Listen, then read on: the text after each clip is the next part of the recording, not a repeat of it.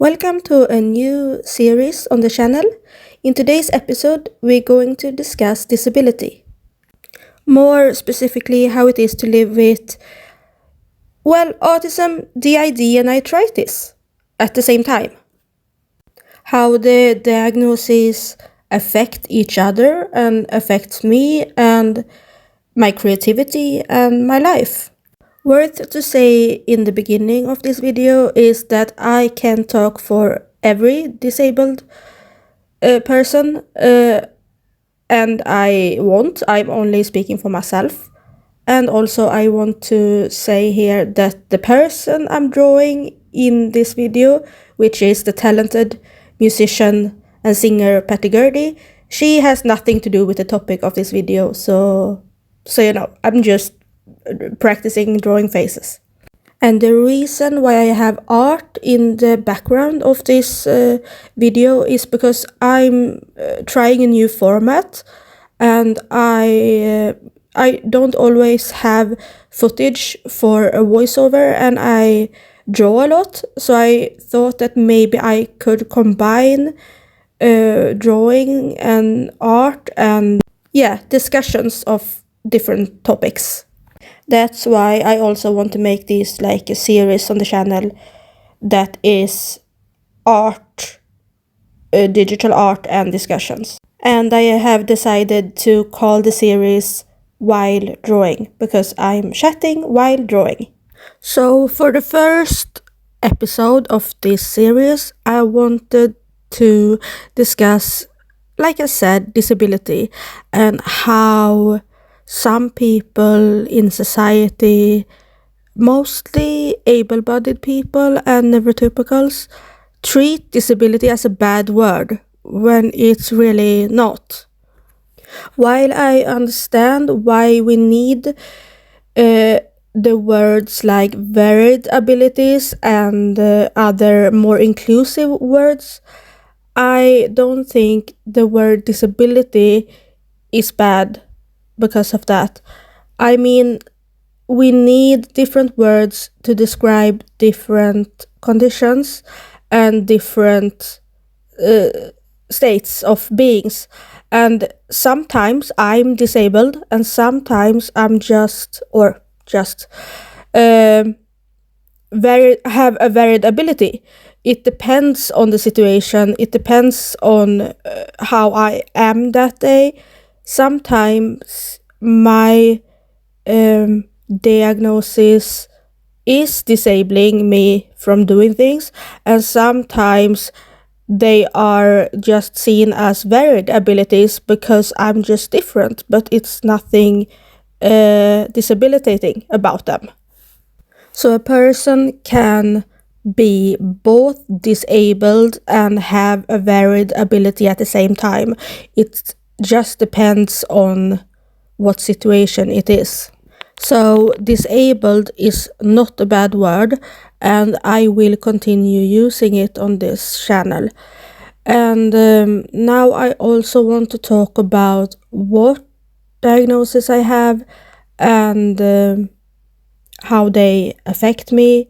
I won't go into all my diagnoses because some I want to keep private, but those I'm most open about are my autism, my DID or dissociative identity disorder, and my arthritis. And arthritis is a physical chronic pain disorder, so that's a physical illness, chronic illness, and the other two, autism, and autism is probably the most complex of them all, of my conditions, because it's both a biological, physiological, and psychological and emotional condition, and it's not even seen as an illness or disease or something like that.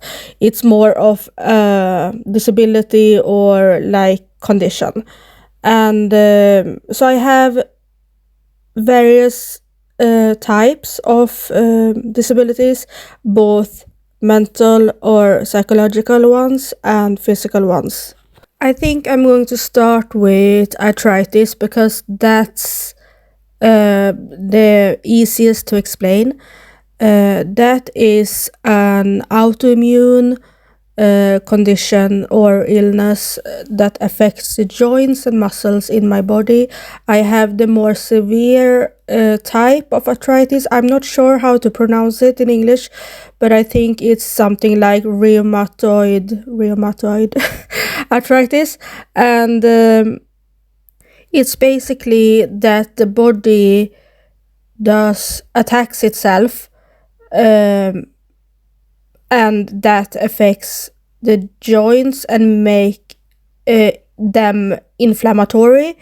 I can't really go into details about the illness itself and the medical things around it because I'm no doctor, but I I have a lot of pain in my joints and muscles, and it mainly, in my case, affects my knees and my legs and my body below the waist.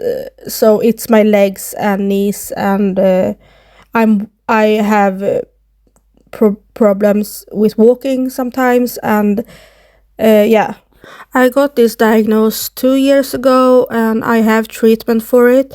I have two kind of injections I take myself every week, and I also have painkillers, and yeah. Now I want to talk about my autism. That one I was born with because people with autism are born autistic, and I didn't know I had autism until I was an adult.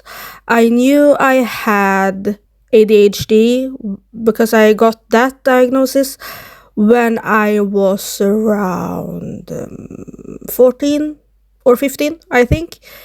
So I knew I had like that kind of disability. Like ADHD and autism are very similar. So I knew I had that kind of disability. But later I got my autism diagnosis, and it was like everything was falling on its place. It was like an answer. It was the answer I was looking for my entire life. Suddenly, I knew why I was acting the way I acted, and why my childhood was so hard with everything from sensory processing issues and issues with food and issues with clothes and issues with... If you are autistic or know someone that are autistic, you know what I'm talking about. It was like everything was... It was like the key to my life, why I was like I was. Dissociative identity disorder is a diagnosis I got when I was around 13 or 14 years old, and it's almost always caused by childhood trauma, and that's when you have so severe trauma that you developing multiple personalities or alters to cope with the trauma. And I got that diagnosis even though it's a quite rare condition to have, because the psychologist I had was specialized in that field with personality disorders and with trauma. So I got that diagnosed pretty young because yeah, I still have the alters and or personalities, quote unquote, still to this day, but they don't come out that often anymore because I have medication for it, and I'm going to trauma therapy, trauma informed care, and therapy and I get it from a licensed therapist and everything is working out great. But I don't think DID is a condition that's never fully disappear. Now I also got the diagnosed PTSD or complex PTSD actually, and that is, it goes hand in hand with my DID diagnosis. And I actually wrote a blog post yesterday on my blog trickslife.net, and I was talking about my alters or personalities and stuff. Maybe I also should explain what an alter or personality is, what it is. And it's when you develop like another character inside of you that come out sometimes, and you will act as that alter or personality, and it has its own set of characteristics and personality traits, and it's kind of separate from you, but at the same time it is you. And you can also interact with each other, and you can basically switch to this person when you feel like threatened or pressured or scared. That happens to me at least. And what happens is that I switch to these personalities that I have developed as a coping mechanism because of the trauma. And yeah, so what makes it a DID condition is that the alters you have has its own set of character traits and personality. So it's not other people that knows you can see that these are not you. These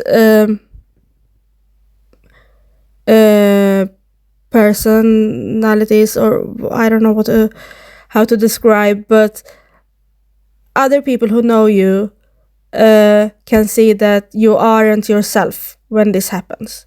Because in my case, for example, I have one alter that I call Lucas. He is a geeky gamer, and I'm not really good at gaming, actually. And he likes games I don't usually like. And I have this other alter, I call her Cassandra, and she is very rude and aggressive and would say things I wouldn't say as myself. I want to go more in depth about this in a future video, but I think I will just stop here, and because this is like the first episode and a little introduction, and now I talked a little bit about my disabilities because this channel is about that as well. Thank you for watching, and I see you in my next video. Bye bye.